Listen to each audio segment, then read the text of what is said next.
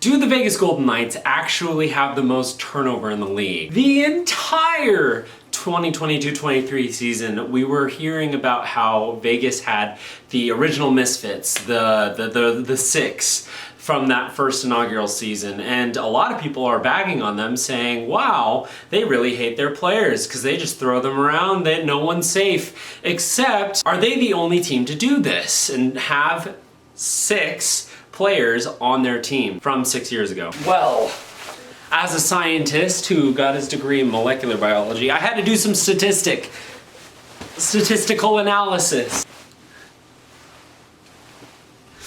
As we look into who actually hates their players the most. So I literally went through Hockey Reference and I went through each and every single roster from the 2017-18 to the 2022-23, and I looked at all of them. I went alphabetically so I wouldn't miss any, and I might have because I'm human, but. So I looked at the Pacific Division first, and first of all, Vegas, in the past 6 years, maintained the top of the Pacific Division, cool, and they have 6. However, Zach Whitecloud did play a game that first season, and I'm specifying this now because there's gonna be a bunch of whatever. Other fan bases, there's a bunch of different little asterisks that can be thrown on here. In general, I didn't count anybody unless they had played for 10 games in that specific season. And then there's also people that technically are on the team but were injured all season from like the Avalanche or Chicago that also I included with their total for this year because it didn't help. So Vegas has 6, right? They have William Carrier, Marchessault, Theodore, Carlson, Smith, and McNabb. But finishing second in the Pacific Division 6 years ago was the Anaheim Ducks, who are now 8th out of the Pacific. They have 5. Derek Grant, Jakob Silfverberg, Cam Fowler, Adam Henrique, and Troy Terry. Those are the only 5 remaining Ducks. And you're thinking, well, they're a rebuilding team, right? So of course they're gonna lose a lot of pieces. San Jose also had 5. They're a rebuilding team. The Los Angeles Kings also had 5. They did lose Jonathan Quick in that last, but he still counts, right? Wow. That's 3 straight teams, all with 5. What is this? Continuing down, Calgary has 4. Rasmus Andersson, Michael Backlund, Andrew Mangiapane, and Michael Stone. Well, Johnny Gaudreau and Matthew Tkachuk, they both left, right? How would they stack up against Edmonton? And you would be right, Edmonton has the most in the Pacific Division with 7. One of those 7 did not play 10 games that first season. So 6. I honestly didn't even know who it was. Brad Malone, Post's older hockey playing brother, and Kyler Yamamoto only played 9. So if we're going by the quantifier of 10 games, then that actually brings them down to 5. But Draisaitl, McDavid, Nurse, Nugent-Hopkins, and Puljujarvi, who they also got rid of this last season. Vancouver had 2. Technically had 3, but Demko only played 1 game in that first season. Boeser and Horvat. Horvat's also gone. Where are all the Canucks? Set up, we'll finish off the Pacific because Arizona was in part of the Pacific and they only have 5. Except, not even that, because Lawson Crouse played 11, so yeah, that counts. But Dauphin played 2, so 4. So if we're going off the quantifier of 10 games, the Vegas Golden Knights have the most in the Pacific Division. If we're not, and ignoring that, they're tied with Edmonton for 7 players. Moving on, because Pacific Division's awful, right? Even though they're probably the most competitive division in this league this year. Hashtag hot take. Nashville had 6, Winnipeg had 7, which is the highest so far. They legitimately had 7.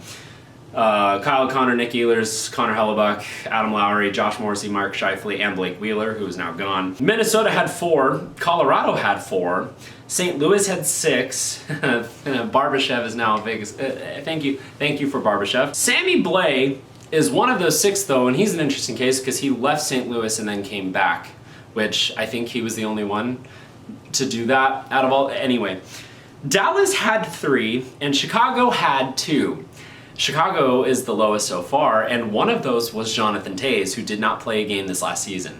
The reason I'm counting him is because he's their captain, he's a part of their team still, etc. Okay, so the West is awful. They treat their players badly, right? Let's see if the East is any better. And actually they kind of are, and let me get to it. Washington had the most so far with 8. Nicholas Backstrom, John Carlson, Lars Eller, Evgeny Kuznetsov, Dmitry Orlov, who they traded, TJ Oshie, Alex Ovechkin, and Tom Wilson. Pittsburgh had 9. Philadelphia had 5. And this is going based off of the order of the where they finished in their division from 2017-18. So Philadelphia was 3rd. They had 5. Couturier is an interesting case because he didn't play that much that first year. Columbus had 3 because Eric Robinson only played 1 game that first year, otherwise he'd be 4. New Jersey had 4. Carolina had 6, except 5 because Martinichis. The Islanders are by far the highest retain rate over the course of the 6 years. 1, 2, 3, 4, 5, 6, 7, 8, 9, 10, 11 players. So hats off to the Islanders for being the most loyal to their players. The other Sebastian Aho, Josh Bailey, Matt Barzal, Anthony Beauvillier, who they got rid of, Casey Cizikas, Cal Clutterbuck, Ryan Johnston, Scott Mayfield, Brock Nelson, Adam Pelech, and Ryan Pollock. New York Rangers had 1 because Hertl only played 9 games that season, so he would be the 2nd, but it's only Zibanejad left. So, yes, Washington, Pittsburgh, and the Islanders had more than Vegas. Everyone else had less, including New York, who had substantially less. The Tampa Bay Lightning, back-to-back Stanley Cup champs thrown in there, they have 9 of their players back. You know, good for them. They wanted to hold on to that core that got them and they did a really good job with their salary cap. I don't know how they did it. Boston has 8, and they lost 2 of them to retirement this last season. So Boston and Tampa, good job in the Atlantic. Toronto has 4. Justin Hall played 2 games that season, but he's gone now. But it's their core 4: Matthews, Marner, Nylander, and Riley. Fun. John Tavares. Florida has 2.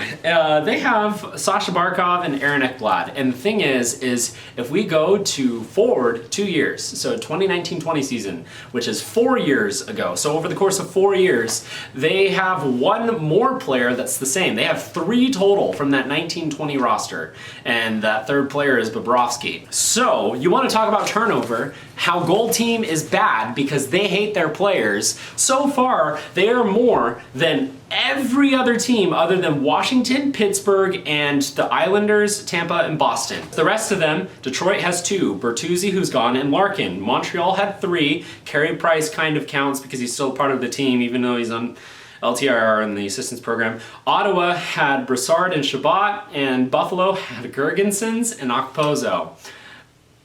I went a little bit further into Vegas' specific history because, you know, sure, 6 years is a long time, right? Well, from the first year to the second year, they maintained 23 of their players that played 10 games at least, of the 35. 23, that's more than a full roster. A lot of injuries. From 18 to 19, players who played on that 2018-19 season that also played on the 19-20 season, there were 20, a full roster. To the next year, it's 20, to the next year, 18, to the next year, 20. So if we're going based off of year-to-year basis, they're keeping a full roster's point of players from year to year. They're not fired, every 2 years, it's about 15 players that they keep from the 2 years ago roster. Every 3 years, it's about 10 on average. And I bet you every single team is going to look like this. So yes, you can disagree with the way and the method that Vegas Golden Knights do their thing. However, they are not the devil. They do not hate their players. I have statistically analyzed the statistics. And yes, the Vegas Golden Knights have 6 original misfits. There are only, so Edmonton, Winnipeg, St. Louis, Sammy Blais, I'll just let him count, even though he didn't stay with the team the whole time. So Edmonton, Winnipeg, St. Louis, Washington, Pittsburgh, 5. The Islanders, so 6, Tampa Bay, and Boston. They are over the rest of the league in retention. So go ahead and badmouth Vegas's management and all you want. They won the cup and they did it retaining more of their players in the last 6 years than most of the league. Yay, fun little experiment. I just thought, you know, Gold Team, good. Gold team champions. Gold team bad for everyone else apparently in the league. It's in the numbers. Anyways, that's gonna be it for today's nightly review. Thank you so much for watching. Have a good night.